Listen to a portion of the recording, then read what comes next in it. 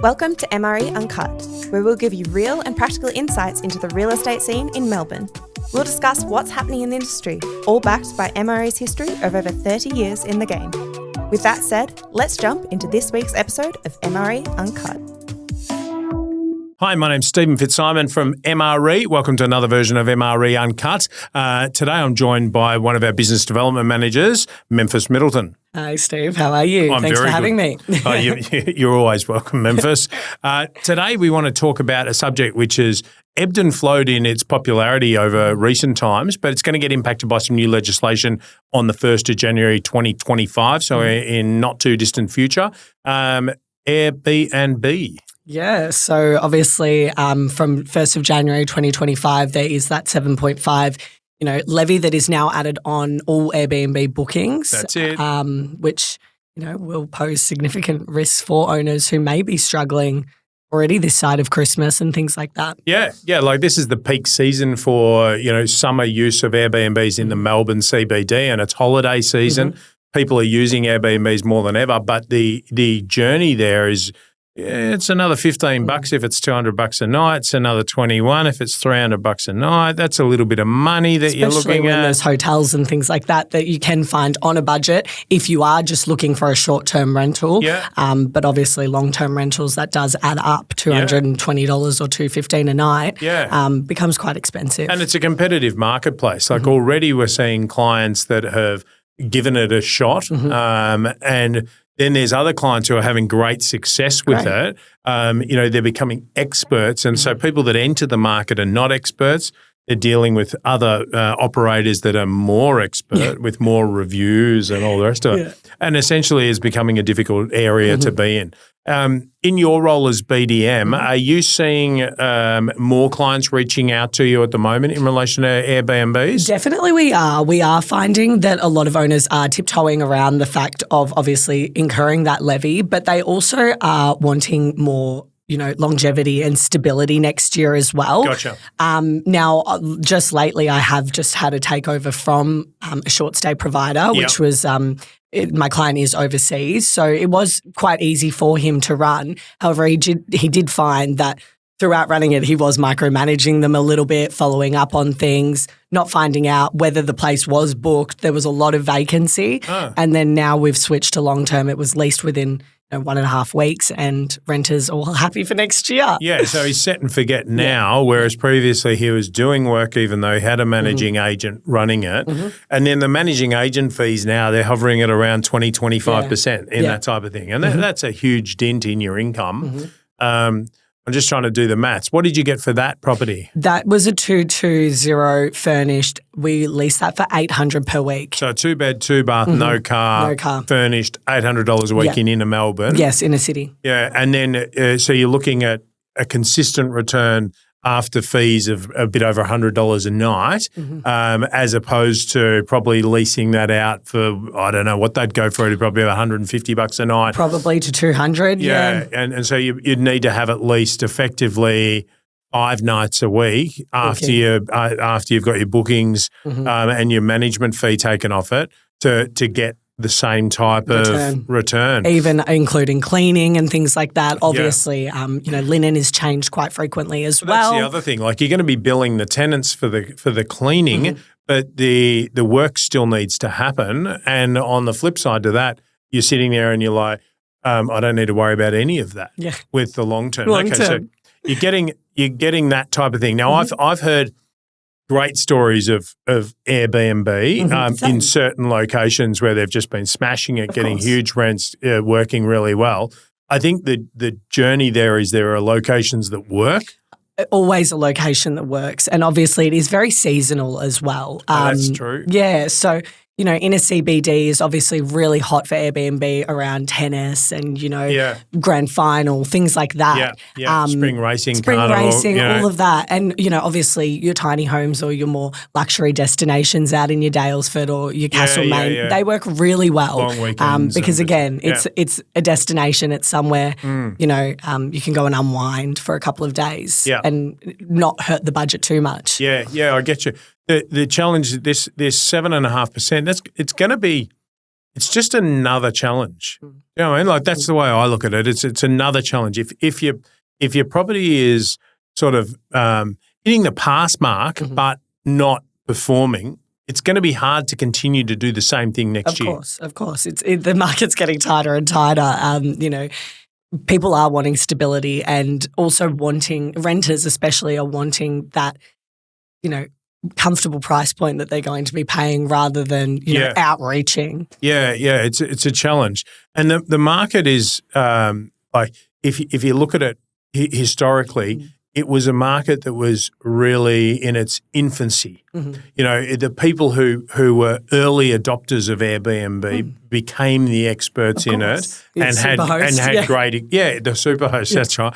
And then they had that great experience and now you know, you can go in there thinking that it's going to work, and it's quite a significant risk. If you're looking at let's math it out. If you're only leasing it on Friday and Saturday nights, let's call it that way. Even if you're getting $250 a week for that, you're minusing off costs. So that means you're down under $400 a week, as opposed to $800. Yeah. If you know, as a beginning thing, it's pretty daunting. But if you got 7 nights a week, then you're at $1,750 minus off cost. You're at $1,200. You're getting 50% more. Yeah.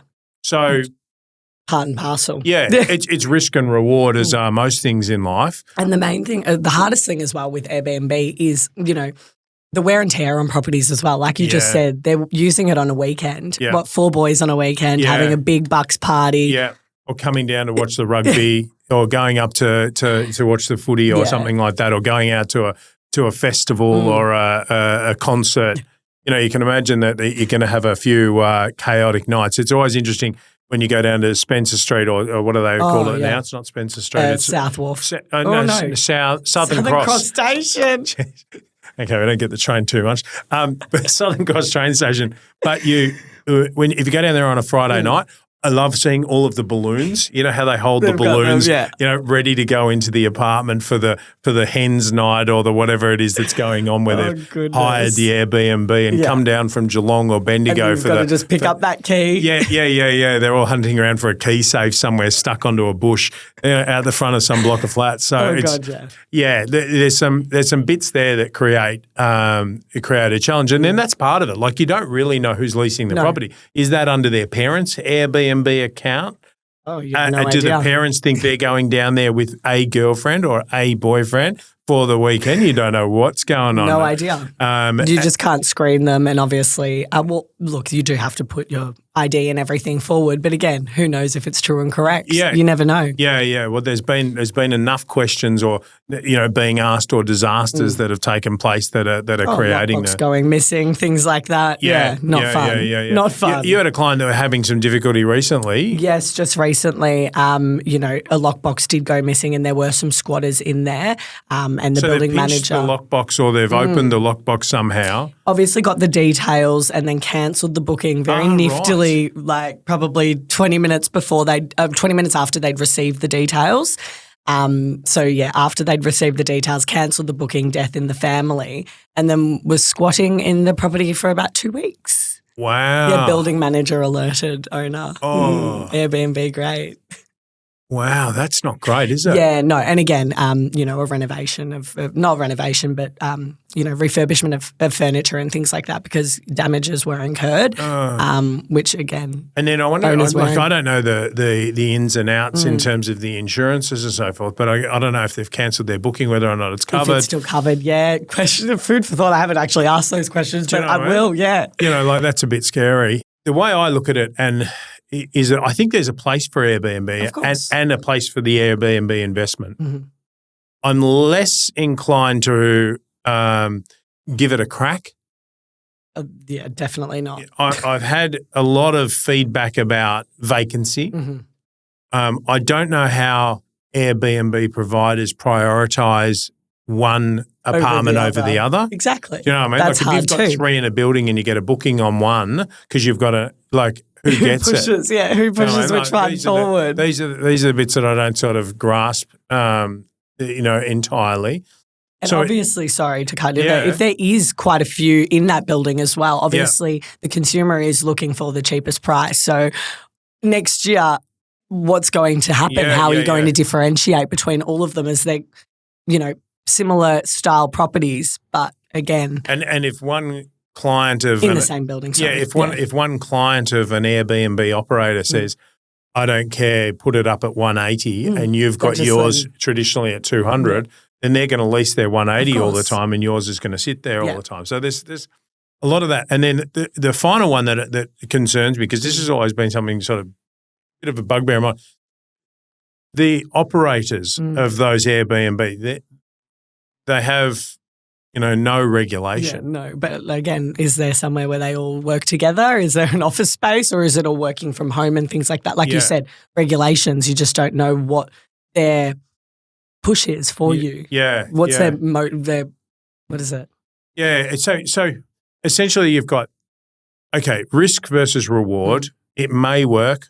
We've seen it work, but we've seen it fail. And now we've got another player out there, which is 7.5%, which is going to go to the government. It's going to come off the top.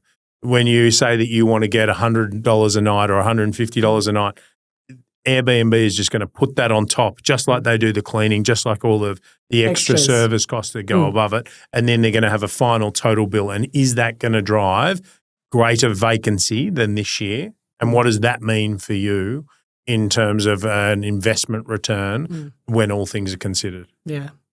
Yeah, can be a bit of a headache.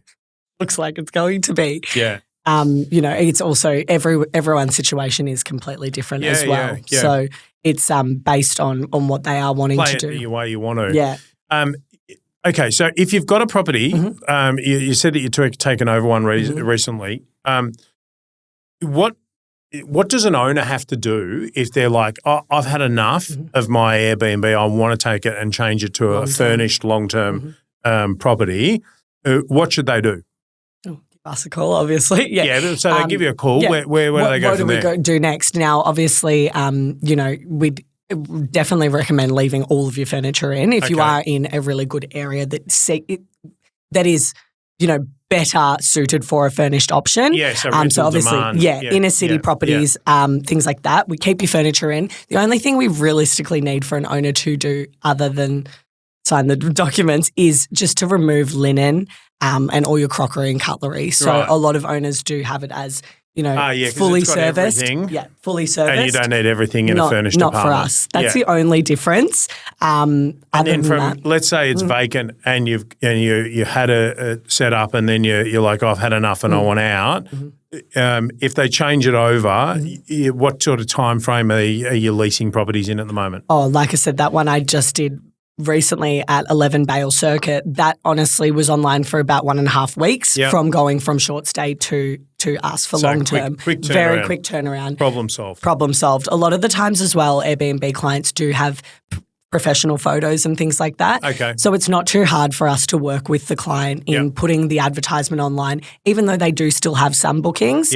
We can work with them regarding that too because, the photos are all there ready to go. Let's start getting you online and getting some engagement. Gotcha. Memphis, thanks for coming in again today. Thank you. Thanks for having me. Thanks for listening. We'll speak again soon.